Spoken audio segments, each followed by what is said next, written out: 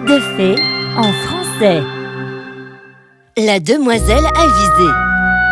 Il était une fois, dans un royaume fort lointain, vivait un vieil homme dans un cottage minuscule. Il était très pauvre et aurait même été misérable s'il n'avait pas eu sa fille unique, Layla. C'était une jeune fille joyeuse et brillante, et elle était aussi avisée qu'elle était belle. Chaque jour, ils allaient sur la place du marché et faisaient la manche. Mais ils récoltaient à peine assez pour un vrai repas. Certains soirs, ils se couchaient le ventre vide. Un de ces soirs, le vieil homme s'assit et regarda sa fille tristement alors qu'elle fredonnait un petit air. « Ma chère enfant, je suis vraiment désolé que tu aies à endurer une telle vie. Je regrette de ne pas pouvoir te donner plus. » « Ne t'inquiète pas, papa. Je suis assez heureuse avec tout ce que tu m'as donné, tu sais. Quant au repas de ce soir, ne t'en fais pas. Je fournirai plus d'efforts demain. » Mais le vieil homme restait triste. Il adorait sa fille et voulait ne lui donner que le meilleur.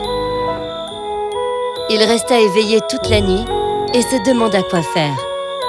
Il fixa la lune, qui brillait, et espérait y trouver des réponses. Le lendemain, le vieil homme alla au palais royal. En le voyant, le roi regarda le vieil homme de la tête aux pieds, se demandant ce qu'il pouvait bien lui vouloir. « Votre Majesté, c'est un honneur d'être en votre présence. Je suis venu demander si Votre Majesté pouvait me donner quelques pièces d'or. Juste aujourd'hui. Et après cela, je ne demanderai plus jamais rien. »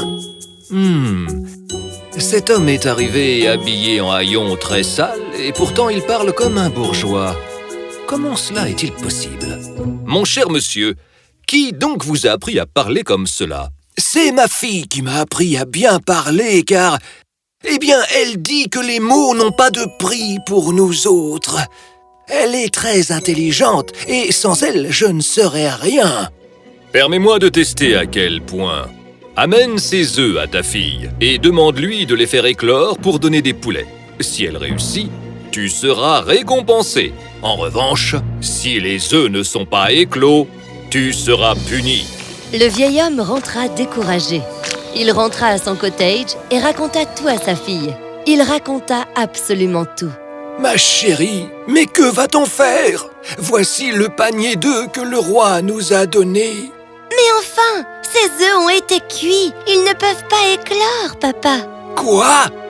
Mais alors nous allons sûrement être punis. Ne t'inquiète pas, papa.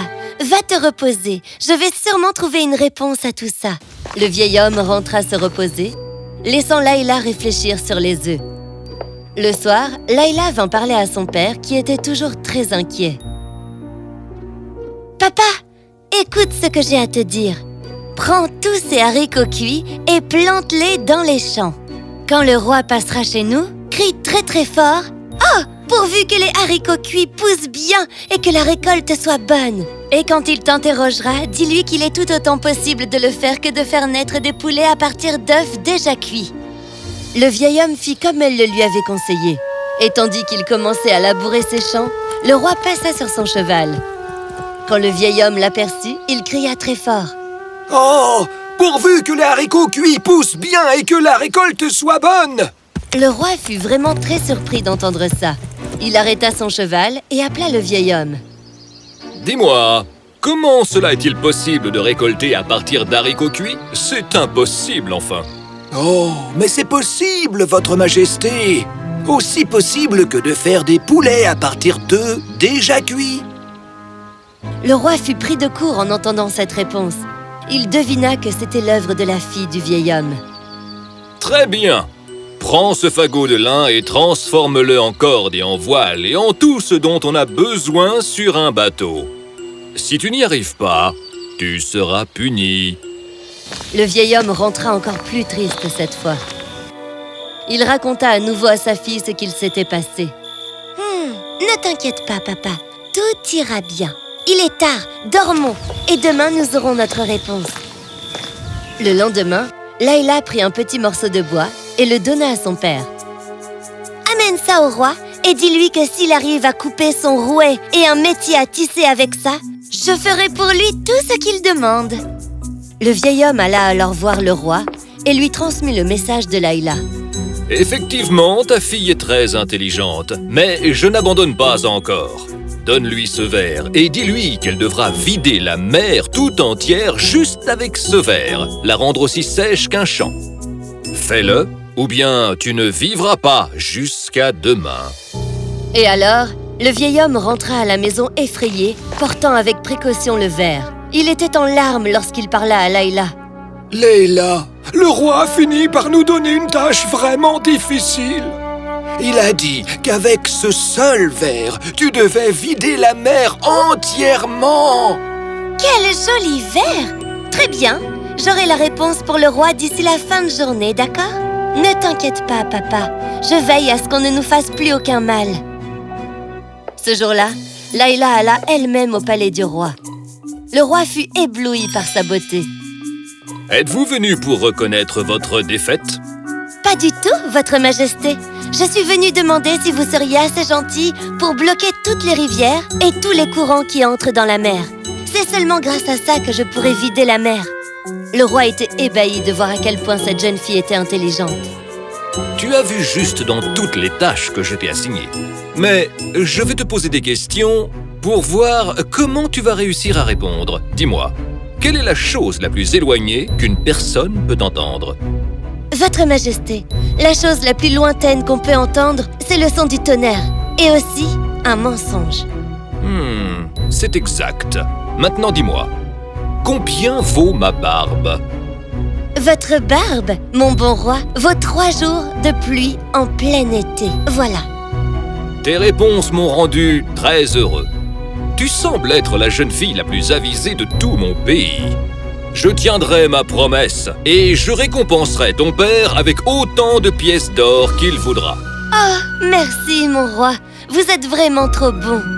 Mais j'aimerais aussi faire de toi ma reine. Me feras-tu le plaisir de m'épouser et de rester ici, au palais? Layla ne donna pas sa réponse tout de suite et pensa très fort à ce que lui proposait le roi. Votre Majesté, je serais plus qu'heureuse d'accepter votre proposition, mais à une condition très importante. Certainement. Et quelle est cette condition? Vous devez me promettre que si un jour vous êtes en colère contre moi et que vous me dites de partir, je dois pouvoir prendre avec moi la chose que j'aime le plus au palais. C'est tout ce que tu souhaites. Eh bien oui, bien sûr, j'accepte. Le roi et Layla se marièrent le lendemain lors d'une cérémonie fastueuse. Ils s'aimèrent sincèrement et vécurent une vie heureuse. Mais en vieillissant, le roi développa de la colère. Il faisait des histoires à tous ceux qui travaillaient pour lui. Et un jour, il se disputa avec la reine. Tu penses que tu es trop intelligente? Même pour moi, je suis fatigué de toi. À présent, va-t'en de ce palais et retourne d'où tu viens. Comme tu voudras, mon roi. Mais ne veux-tu pas boire avec moi une dernière fois? Après ça, je partirai d'ici et ne reviendrai jamais. Mais alors, Layla versa une potion pour dormir dans la boisson du roi et il la but avant de tomber dans un sommeil profond. Elle prit avec elle le roi et l'emmena dans son cottage en piteux état. Au réveil, il fut choqué de se retrouver hors de son palais. Il vit Layla assise auprès de lui et devint furieux. « Où m'as-tu emmené, femme insolente? Tu seras punie pour avoir kidnappé le roi !» S'il te plaît, ne sois pas en colère après moi. Tu te souviens de la promesse que tu m'as faite? Que si tu devais me demander de partir, j'aurais le droit de prendre avec moi la chose que j'aime le plus dans ce palais. Tu te rappelles? Puisque c'est toi que j'aime le plus, eh bien je t'ai pris avec moi. Le roi fut soudain désolé de ce qu'il avait fait à Layla. Il savait maintenant combien elle l'aimait. Pardonne-moi, ma chérie. En effet, je suis un roi qui a de la chance d'avoir épousé une femme aussi avisée, aussi belle que toi. Le roi retourna au palais avec sa reine. Ils vécurent une vie heureuse et longue et ne se disputèrent plus jamais. Et si cela devait arriver, la reine serait toujours là pour régler le problème.